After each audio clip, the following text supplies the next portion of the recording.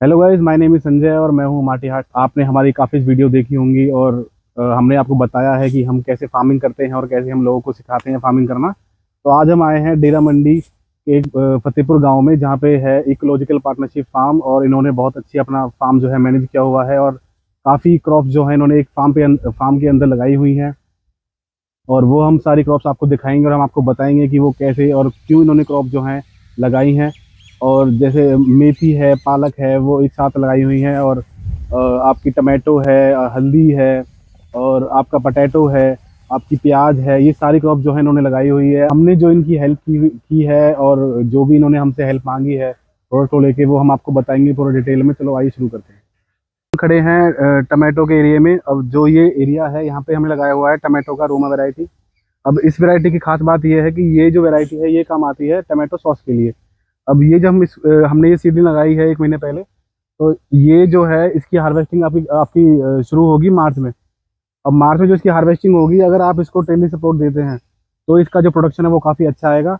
और आप इसको टेली सपोर्ट देते हैं तो इसकी जो हार्वेस्टिंग है वो अच्छी आएगी। कम से कम एक प्लांट से आपको 3 से जो 5 किलो टमाटर हैं वो मिल जाएंगे। अब इतना जो कम हार्वेस्ट क्यों मिलेगा? क्योंकि ये है देसी वैरायटी। अब आप देख सकते हैं कि बीच में जो हमने है यहाँ पे हमने पपाया भी लगाया हुआ है टमाटो के बीच में। ये आपको हर बेड में मिलेगा। और ये जो पपाया लगाया हुआ है, ये हर बेड पे आपको 10 फीट की डिस्टेंस में मिल जाएगा लगा हुआ। तो अभी आप देख सकते हैं कि प्लांट में एक जनरल मेंटेनेंस में ये आता है।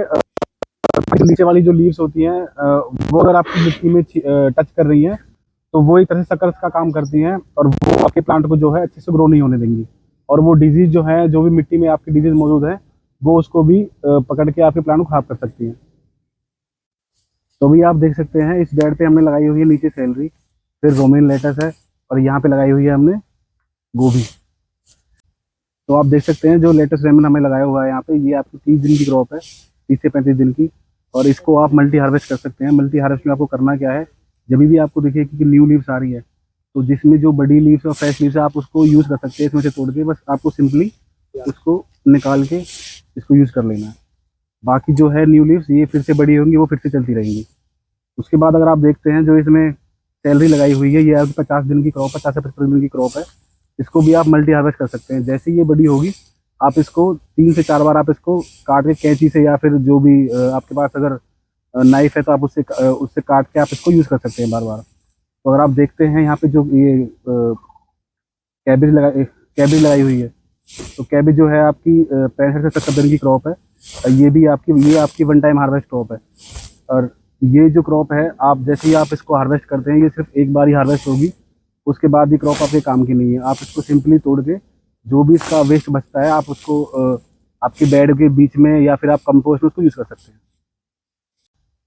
तो अभी आप देख सकते हैं मैं आया हूँ टमाटो के जोन में, और ये हमने जो प्लांट लगाया था ये हमने 2.5 से 3 महीने पहले लगाया था। अब ये जो वैरायटी है ये है S22 वैरायटी। ये हमने अपने किसान भाई से ली थी।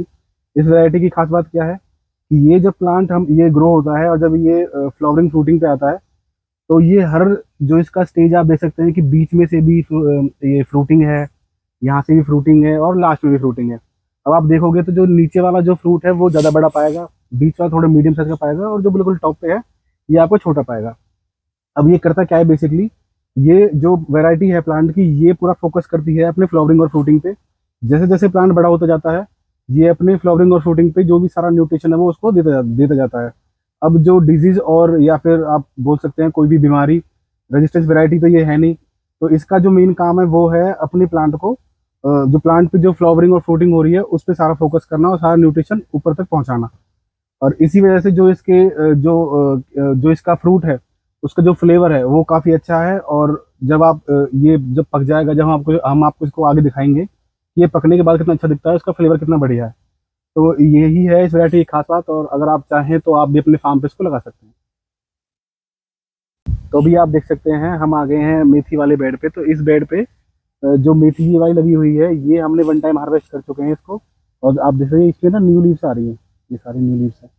और इसके बाद जो ये वाली मेथी है, ये बड़ी है और इसके अंदर कहीं कहीं पे फ्लावर भी है। अगर आप देख पा रहे हो तो मैं आपको फ्लावर दिखाता हूँ इसका। जैसे ये रहा यहाँ पे फ्लावर, ये रहा यहाँ पे। तो ये जो था पहले काफ़ी इस पे पूरे बेड पे फ्लावर ही थे सारे मेथी में। तो हमारे पास टी स्टेन्स का ग्रीन मिरेकल है। वो बेसिकली क्या करता है जैसे अभी सर्दियां अभी आज से मतलब आज आप बोल सकते हैं कि आज से शुरू हुई हैं। इससे पहले टेम्परेचर हाई था, तो गर्मी के कारण जो मेथी है उसने जो इसका फ्लावरिंग फॉर्मेशन है और सीड फॉर्मेशन है वो जल्दी स्टार्ट हो गया था। उस चीज़ को रोकने के लिए हमने क्या किया, हमने इस पर ग्रीन मेटल का स्प्रे कर दिया है। तो इसकी जो लीव्स हैं वो ग्रीन हो गई हैं और जो फ्लावर फॉर्मेशन है वो खत्म हो गया है। तो अब आप जो आपकी ये मेथी की क्रॉप है वो थोड़ा लंबा चलेगी, क्योंकि सीड फॉर्मेशन और फ्लावर फॉर्मेशन की वजह से वो कम चलती, क्योंकि वो इसका लास्ट स्टेज होती है किसी भी प्लांट की फ्लावरिंग फ्रूटिंग। तो वो हमने इसको वहीं पर रोक दिया है। अब जो ये मेथी की क्रॉप है ये थोड़ा लंबा चलेगी और आप इसको मल्टीपल टाइम हार्वेस्ट करके आप इसको यूज़ कर सकते हैं। तो अभी आप देख सकते हैं हम आ गए करेले के बेड पे। तो आप करेले देख सकते हैं, ये करेला हमने लगाया था गर्मियों में, और ये बेसिकली विंटर में जो करेला लगाते हैं ये वो वैरायटी है। और इसमें जो फ्लावरिंग फ्रूटिंग है वो हो गई है स्टार्ट। ये देखिए, ये आपको फ्लावर दिख जाएंगे और ये रही फ्रूटिंग। जैसे ही सर्दियाँ शुरू हो गई हैं तो इसमें फ्लावरिंग फ्रूटिंग शुरू हो गई है। अब ये बेसिकली हमने लगाया क्यों था, विंटर क्रॉप हमने क्यों लगाई थी, आपने देखा होगा कि गर्मियों में जो करेला का जो रेट होता है वो 30 से 40 रुपये किलो होता है। वहीं जब आप विंटर में इसको लेके जाओगे तो आपको 130 से 140 रुपये किलो आपको विंटर मार्केट में आपको रेट मिल जाएगा। और इंटरक्रॉपिंग की वजह से हमने इसमें मटर भी लगा रखा है नीचे, आप देख पा रहे होंगे। ये रहा मटर, ये रे मटर की सीड, ये जर्मेट हो रखी है ये रे। तो इनको शेड मिल जाएगी करेले की और ये इसमें अच्छे ग्रो करेंगे। और ये आपका कवर क्रॉप की तरह काम करेगा करेला, और ग्राउंड कवर क्रॉप की तरह काम करेगा आपका मटर। तो अभी आप देख सकते हैं हम आ रखे हैं अभी मूली वाले बेड पे। तो इस आप मूली में अगर देखोगे तो ये वैरायटी है पालक पत्ता वैरायटी। अब इस वैरायटी की खास बात ये है कि ये आपको अर्ली जो अगेती जो फसल होती है ये उस टाइम पे लगती है। अब इसकी जो पत्ते हैं उसमें जो आपको कांटे दिखते हैं ना वो इसमें नहीं है, क्योंकि ये अर्ली वैरायटी है। अब इस वैरायटी में हुआ क्या है, जो कि हमारे किसान भाई हैं यहाँ पे, इन्होंने क्या किया, इन्होंने इससे लगा दिया पानी ज़्यादा। अब पानी ज़्यादा लगाने की वजह से क्या हुआ है, जो पत्ते हैं वो तो हो गए हैं बड़े काफ़ी, मगर जो मूली है उसका साइज है कम। देखिए इसके पत्ते देखिए और मूली का साइज देखिए। तो इसलिए आप किसान भाई जो भी आप वीडियो को देख रहे हैं वो प्लीज़ जब भी आप मूली लगाएं अर्ली, जो आपकी अर्ली आते हैं फार्म पे अपने पे, तो पानी का बिल्कुल विशेष ध्यान दीजिए और देखिए कि उसमें पानी कितना चाहिए और कितना नहीं। अगर आपको नहीं पता है तो आप किसी और जो भी आपके कांटेक्ट में है जानकार, जो भी जिनको पता है कि कैसे उगाते हैं, आप उनसे भी सलाह ले सकते हैं और आप हमसे भी पूछ सकते हैं कि कैसे कितना पानी लगाना है कितना नहीं लगाना है।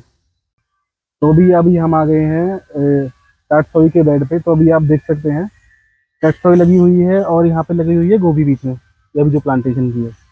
अब ये हमने क्यों किया, एक तो हम कर रहे हैं इंटरक्रॉपिंग। तो इंटरक्रॉपिंग का फायदा क्या है कि आप एक ही बेड पे 2 फसल ले सकते हैं। जो टैटसोई है वो आपकी 30 से 40 दिन चलेगी और जो गोभी है वो आपकी 70 to 80 डेज चलेगी। अब एक बेड पे 2 फसल लगाने का एक दूसरा फायदा ये भी है कि जब आप अपनी क्रॉप को बचाओगे बर्ड से, जैसे कि जो पिकॉक हैं वो आपके पत्तों को खा जाते हैं प्लांट के। तो जैसे अभी हमने ये कपड़ा लगाया हुआ है, इनको कवर करने के लिए आप बर्ड नेट लगा सकते हैं। तो जहाँ पे आप एक ही क्रॉप को अगर आप सिंगल क्रॉप लगाओगे बेड पे तो आपको अलग अलग लगाने पड़ेंगे ये कवर करने के लिए। मगर आप इसमें जैसे कि आपने 2 क्रॉप लगा दी एक बेड पे, तो आप एक ही टाइम पे दोनों क्रॉपों को बचा सकते हैं कपड़ा लगा के या फिर बर्ड नेट का कवर लगा के। तो अभी आपने देखा होगा कि हमने अपना जो जहाँ पे हम फार्म पे आए थे, ये इकोलॉजिकल पार्टनरशिप फार्म पे, तो हमने आपको दिखाया कि यहाँ पे कैसे क्रॉप जो इन्होंने अपने फार्म पे लगाई हुई हैं, इंटरक्रॉपिंग की हुई है, क्रॉप लगाने का फ़ायदा क्या है, कौन सी क्रॉप ना लगाने का क्या फ़ायदा है। और टमाटो के हमने आपको स्टेजेस दिखाए कि जो सीडलिंग लगी हुई हैं तो उनको आपको कैसे बचाना है बीमारियों से। और जो बड़े प्लांट हैं, जो टमाटो जो हार्वेस्ट का टाइम जिनका हो चुका है, वो जो वैरायटी क्यों इंपॉर्टेंट है क्यों नहीं है। और इंटरक्रॉपिंग में हमने आपको दिखाया, जैसे वो आपका टटसोई था, टटसोई में जो हमने गोभी लगाई है आप एक टाइम पे उनको कवर कर सकते हैं। और कवर करने का फ़ायदा क्या है एक टाइम पे, तो काफ़ी चीज़ें हैं। और जैसे एक फॉर एग्जांपल जो बिटर गॉड दिखाया आपको, विंटर वैरायटी क्यों इंपॉर्टेंट है और वो अर्ली विंटर वैरायटी कब लगाते हैं। और वो अभी जैसे कि अभी विंटर स्टार्ट हुआ है और फ्लावरिंग फ्रूटिंग जो है वो शुरू हुई है। तो काफ़ी चीज़ें हमने आपको दिखाई हैं और ऐसे ही हमारे साथ जुड़े रहिए और हम आपको इन्फॉर्मेटिव वीडियोस लाते रहेंगे और हम आपको सिखाते रहेंगे फार्मिंग। और अगर आपके पास कुछ आइडियाज़ हैं, आपका कोई फार्म है जो आप हमको दिखाना चाहें, तो प्लीज़ आप हमको बताइए और हम आपके पास आ जाएंगे आपको फार्म दिखाने के लिए। और अगर आपको कोई हेल्प चाहिए हमसे तो हम आपको हेल्प करने के लिए पूरा सक्षम है और आप हमको कॉन्टेक्ट भी कर सकते हैं। और थैंक यू।